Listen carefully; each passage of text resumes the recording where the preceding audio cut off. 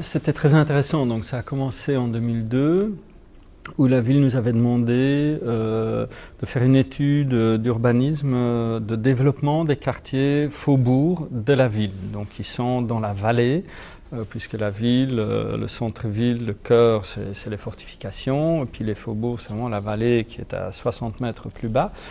Et les plateaux se sont développés les 20-30 dernières années de manière assez importante, et les vallées sont souvent restées délaissées. Et donc il y avait une volonté de, entre autres, analyser ces quartiers-là. Et à ce moment-là, nous, on a proposé, en interaction avec les habitants, puisque c'était avec eux, c'était des consultations, ils avaient émis, en tout cas dans le quartier du Pfaffental, ce désir d'avoir un ascenseur, une liaison mécanique, on ne savait pas encore que c'était un ascenseur, avec la ville haute, puisque les chemins sont très raides et c'est un quartier de 1200 habitants seulement.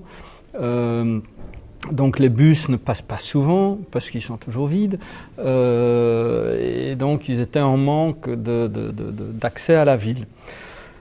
Nous, on a évidemment donné suite aussi à ce projet, à cette demande, mais on a identifié directement que le coût d'un tel équipement dépassait largement une population de 1200 habitants et que la commune n'allait pas financer cela. Donc on a regardé les vallées au-delà, donc on a fait une sorte de carte des vallées, de tout ce qui était 40 mètres plus bas que la ville haute, et on a comptabilisé la population sur un rayon de 20 km pour identifier si 10% ou 15% de cette population-là prenait le vélo, combien d'utilisateurs ça nous donnerait à l'ascenseur. Et ça, c'était un argument politique qui a fait son petit chemin, puisque 4 ans après, la ville a ressorti cette étude et nous a demandé, cette fois-ci, de faire une étude de faisabilité. Est-ce que c'est un télécabine? Est-ce que c'est un tapis roulant? Donc, comment on pourrait franchir ces 60 mètres de haut? Et dans ce contexte-là, donc on a identifié différents sites et on a rajouté à la réflexion donc de base que c'était les habitants, plus les cyclistes, qui tous prennent à peu près l'ascenseur aux heures de pointe quand ils veulent aller travailler en ville. On a encore identifié un potentiel touristique. Donc on a identifié aussi cette population de touristes locaux qui le week-end se baladent, font des promenades à travers le parc, etc. Mais aussi un tourisme international parce qu'on s'est dit si on met ça à l'extérieur, c'est-à-dire si on ne fait pas un puits et un tunnel, mais qu'on fait l'ascenseur en apparent, ça peut vraiment devenir un outlook et mettre en scène le paysage. Au niveau mobilité, évidemment, les pistes cyclables ont été adaptées par la ville de Luxembourg, donc pour faciliter l'accès à l'ascenseur. Alors en partie haute, donc sur le haut de la ville, on a un parc qui est sur les anciens remparts de la ville et le dernier bout de ce parc qui était d'aplomb avec le quartier de Pfaffental, c'était une partie de parc qui était morte. Il n'y avait pas grand monde dans ce parc. Et la ville a quand même saisi l'opportunité de l'ascenseur en se disant ça va faire venir du monde. Et en même temps qu'on finissait l'ascenseur, la ville a refait des installations dans le parc avec des jeux d'eau, etc.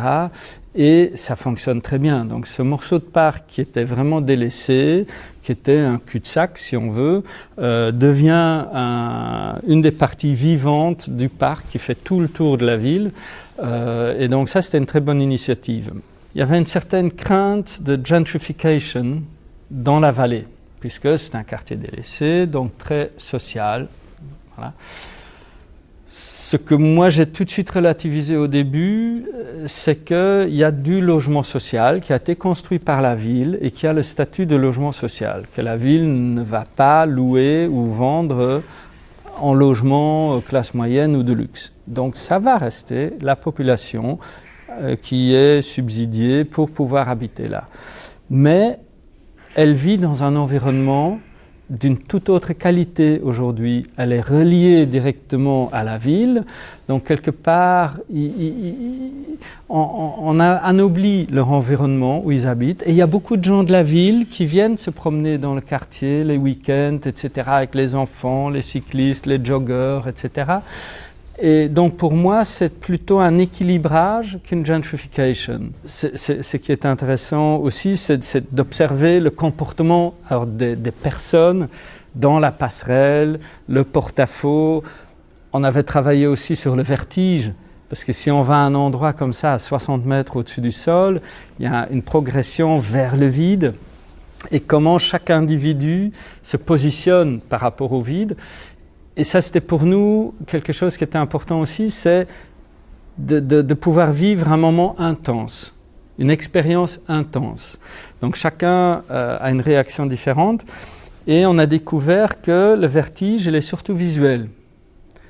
Parce que sur la première partie de la passerelle, il n'y a pas de verre, mais c'est très transparent, mais c'est avec des petites tiges en inox, c'est des mailles en inox, qui empêchent de voir vers le bas. Or, la maille est souple. Quand on pousse dessus, elle est molle, elle cède, donc ça pourrait faire peur. Tiens, ce n'est pas solide, ceci. Mais le fait de ne pas voir le fond, les gens n'ont aucun problème. Et donc il y a l'air qui passe et tout, c'est pas d'entretien, parce que le verre demande beaucoup d'entretien. Et on a vitré que le bout de la passerelle, où on a fait ce porte-à-faux, sur 9 mètres au-delà de l'ascenseur. C'est vraiment l'accès au paysage. Il n'y a plus de main courante. Et le dernier mètre, il y a du verre au sol. Et donc, les utilisateurs, en fonction de leur effet de vertige, peuvent s'arrêter là où bon leur semble. Et puis, on voit les gens qui rigolent entre eux, disent « Allez, tu vas plus loin. Non, si, je vais faire un pas en plus. » Et ils mesurent leur propre résistance par rapport à ce qu'ils ressentent par rapport au vertige visuel. Et ça, c'est intéressant aussi, ça devient, c'est ludique, mais en même temps, c'est une expérimentation de son propre corps par rapport au vide de 60 mètres. Troisième élément qui était le tout premier dans la conception, c'était les cyclistes, qui étaient quand même ceux qui nous ont permis de faire cet ascenseur qui aujourd'hui draine beaucoup de touristes, etc. C'est extrêmement, il a vraiment beaucoup de succès. Pour les cyclistes, on a fait 2 portes dans l'ascenseur. Parce qu'un cycliste, qu'est-ce qui est le plus horrible? C'est de devoir faire marche arrière, de marcher à côté du vélo en arrière. En plus, il y a des gens qui attendent, qui veulent rentrer dans la cabine, ça prend de la place pour manœuvrer, etc. Donc, pour moi, c'était clairement, il marche toujours en avant. Et donc, on a 2 portes, ils rentrent dans un sens, ils sortent dans le même sens, et l'inverse dans l'autre. Il n'y a pas de marche en arrière pour le vélo. Pour toujours, dans un équipement qui est hyper technologique, c'est l'utilisateur, l'être humain qui est au centre, et son confort, son bien-être sont essentiels au succès. Et puis l'expérience qu'ils vivent, voilà, ça démontre vraiment que le succès démontre que oui, on a atteint nos objectifs et on en est un peu fiers. Et puis on est très fiers aussi d'avoir été retenu par le jury pour voilà, ce concours.